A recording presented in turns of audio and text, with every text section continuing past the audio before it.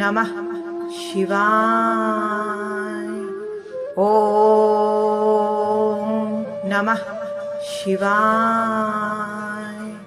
श्री निर्वाणेश्वर महादेव प्रसन्न। आज का यह वीडियो द्वादश ज्योतिर्लिंग और श्री निर्वाणेश्वर महादेव के श्री चरणों में समर्पित किया गया है। श्री आदि शंकराचार्य द्वारा रचित द्वादश ज्योतिर्लिंग स्तोत्र का जो भी व्यक्ति सुबह शाम पाठ करता है उसके 7 जन्मों में पाप खत्म हो जाते हैं। वह व्यक्ति जन्म मृत्यु के बंधन से मुक्ति पा लेता है, उसे मोक्ष की प्राप्ति होती है। पौराणिक मान्यताओं के अनुसार जो भी व्यक्ति द्वादश ज्योतिर्लिंग स्तोत्रम का पाठ करता है उसे कभी भी मृत्यु का भय नहीं रहता। साथ ही उस व्यक्ति को अपने जीवन में धन धान्य की प्राप्ति होती है। इस स्तोत्र का प्रतिदिन जाप करने से 12 ज्योतिर्लिंगों के दर्शन करने के समान फल की प्राप्ति होती है। भगवान शिव की जो समर्पित यह स्तोत्र बहुत ही फलदायी होता है। जो भी भक्त इस स्तोत्र का नियमित पाठ करता है उस पर शिव जी की कृपा बनी रहती है। पुराणों के अनुसार भगवान शिव जिस स्थान पर प्रकट हुए उस स्थानों पर उनकी पूजा ज्योतिर्लिंग के रूप में होती है। शिव पुराण के मुताबिक ज्योति के रूप में भगवान शिव स्वयं यहाँ विराजित रहते हैं। शिव महापुराण के अनुसार द्वादश ज्योतिर्लिंग स्तोत्र अर्थ सहित पाठ करने से व्यक्ति को उसी फल की प्राप्ति होती है जिस फल की प्राप्ति वह सभी ज्योतिर्लिंगों के दर्शन करने से प्राप्त करते हैं। सोमनाथ ज्योतिर्लिंग गुजरात के सौराष्ट्र जिले में समुद्र के किनारे मौजूद भगवान सोमनाथ ज्योतिर्लिंग की गणना सभी 12 ज्योतिर्लिंगों में प्रथम स्थान पर की जाती है। माना जाता है कि यहाँ पूजा पाठ करने से जीवन में सुख एवं समृद्धि की प्राप्ति होती है। मल्लिकार्जुन ज्योतिर्लिंग आंध्र प्रदेश के कृष्णा जिले में कृष्णा नदी के किनारे श्री शैल्य पर्वत पर स्थित है।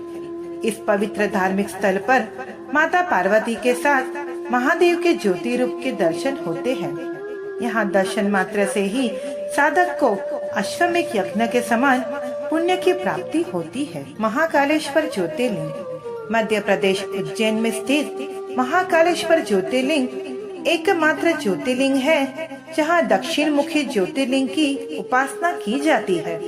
मान्यता है कि इस स्थान पर भगवान महाकाल के दर्शन करने से सभी प्रकार के भय, रोग एवं दोष के मुक्ति प्राप्त हो जाती है। ओमकारेश्वर ज्योतिर्लिंग मध्य प्रदेश के खंडवा जिले में स्थित है।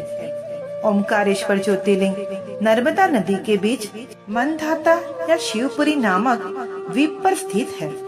ऊंचाई से दिखने पर इस स्थान का आकार ओम आकार का दिखाई देता है। यहाँ भगवान शिव के दर्शन करने से सभी कष्ट दूर हो जाते हैं।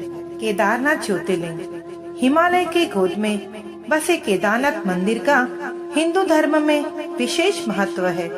इस स्थान का संबंध महाभारत काल से भी जुड़ा है। मान्यता है कि महाभारत काल में भगवान शिव ने पांडवों को इसी स्थान पर बैल रूप में दर्शन दिया था।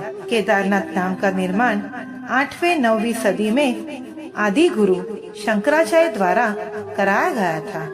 भीमा शंकर ज्योतिर्लिंग महाराष्ट्र के पुणे जिले में सह्याद्री पर्वत पर भीमा शंकर ज्योतिर्लिंग स्थित है।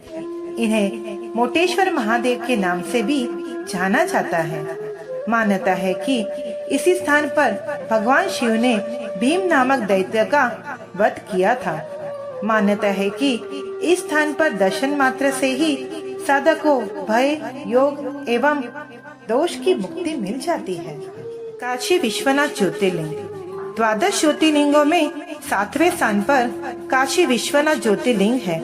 माना जाता है कि यहाँ भगवान शिव के दर्शन के लिए सर्वलोक के देवी देवता स्वयं पृथ्वी लोक पर आते हैं। माना जाता है कि जिस व्यक्ति की यहाँ मृत्यु होती है उसे निश्चित रूप से मोक्ष की प्राप्ति होती है। त्र्यंबकेश्वर ज्योतिर्लिंग। महाराष्ट्र के नासिक में स्थित भगवान त्र्यंबकेश्वर ज्योतिर्लिंग का स्थान द्वादश ज्योतिर्लिंगों में 8वें स्थान पर आता है। भगवान त्र्यंबकेश्वर का मंदिर ब्रह्मागिरी पर्वत पर स्थित है और इसी पर्वत के गोदावरी नदी शुरू होती है। इसी स्थान पर गौतम ऋषि ने भगवान शिव को प्रसन्न करने के लिए कठोर तप किए थे। बैद्यनाथ ज्योतिर्लिंग। झारखंड के देवघर जिले में बैद्यनाथ ज्योतिर्लिंग का भी हिंदू धर्म में विशेष महत्व है। मान्यता है कि बैद्यनाथ ज्योतिर्लिंग को रावण द्वारा स्थापित किया गया था। इस स्थान पर पूजा पाठ करने से भक्तों के सभी कष्ट दूर हो जाते हैं। श्रावण मास में लाखों की संख्या में कांवड़िये जल चढ़ाने आते हैं। नागेश्वर ज्योतिर्लिंग। गुजरात के द्वारका में स्थित नागेश्वर ज्योतिर्लिंग की गणना द्वादश ज्योतिर्लिंगों में 10वें स्थान पर आती है। शिव पुराण में भी इस ज्योतिर्लिंग का वर्णन किया गया है। बता दें कि शिव पुराण में नागेश्वर ज्योतिर्लिंग को दारुकावन क्षेत्र में ही वर्णित किया गया है। रामेश्वर ज्योतिर्लिंग। तमिलनाडु के रामनाथपुरम में रामेश्वर ज्योतिर्लिंग मौजूद है। मान्यता है कि त्रेता युग में भगवान श्री राम ने समुद्र के तट पर बालू से शिवलिंग का निर्माण किया था। समय के साथ यह शिवलिंग वज्र के समान हो गया था। श्री राम द्वारा निर्मित शिवलिंग के कारण इस शिवलिंग को ज्योतिर्लिंग रामेश्वरम कहा जाता है। कृष्णेश्वर ज्योतिर्लिंग। भगवान शिव का अंतिम ज्योतिर्लिंग अर्थात कृष्णेश्वर ज्योतिर्लिंग महाराष्ट्र के वेरूर नामक गांव में स्थित है। शिव पुराण में भी भगवान शिव के इसी अंतिम ज्योतिर्लिंग का उल्लेख मिलता है। यहाँ भगवान शिव के दर्शन और पूजा पाठ करने से सभी मनोकामनाएं पूर्ण हो जाती है। द्वादश ज्योतिर्लिंगानि सौराष्ट्रे सोमनाथं च श्रीशैले मल्लिकार्जुनम् उज्जैन्यां महाकालम् ओंकारम् अमलेश्वरम् परल्यां वैद्यनाथं च डाकिन्यां भीमशङ्करम् सेतुबन्धे तु रामेशं नागेशं दारुकावने वाराणस्यां तु विश्वेशं त्र्यम्बकं गौतमी तटे हिमालये तु केदारं ऋष्मेशं च शिवालये एतानि ज्योतिर्लिङ्गानि सायं प्रातः पठे नर सप्तजन्म कृतं पापं स्मरणेन विनश्यति। ओम श्री निर्वाणेश्वर महादेव प्रसन्न